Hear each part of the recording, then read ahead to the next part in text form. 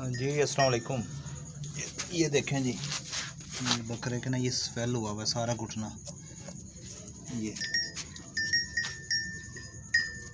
ये स्वेल हुआ हुआ है सारा, इसमें ये पस भरी हुई है। तो स्वेल होने की वजह ये है कि नीचे ये पक्का फर्श है। अगर आप लंबे अरसे तक जानवर को पक्के फर्श पे बांधें ना, तो उसकी वजह से ये मामला आते हैं। और माशाल्लाह ये हैवी वेट है। देखिए माशाल्लाह अच्छा तैयार हुआ हुआ है। तो उसकी वजह से ना भी ये कुछ मामला बने हैं। तो अभी हम इसको बस इंशाल्लाह ये थोड़ा पट्टी बांधने लगे इसके, तो इंशाल्लाह ये भी 1-2 दिन में ना साफ़ हो जाएगा बिल्कुल। इसकी ये स्वेलिंग वगैरह कम हो जाएगी। खाने की बात करें तो हम इसको मीठा सोडा शुरू किया खिलाना, और साथ में हम इसको मेथरे आधा चम्मच सुबह शाम दिन 3-4 दिन खिलाएंगे।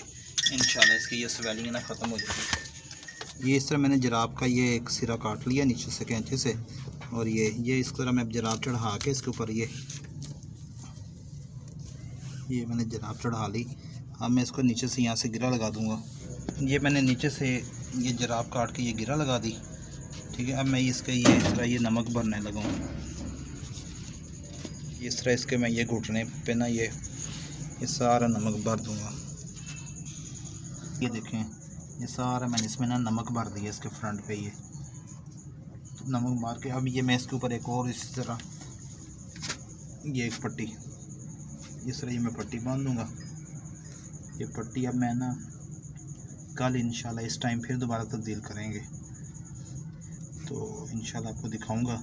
उम्मीद है कि इससे ये जो है इसका अगर ये फट भी जाता है तो ये फटने से ना जो इसके अंदर से पानी या पस ये जो भी निकलेगा वो नमक बेहतरीन एंटीसेप्टिक है।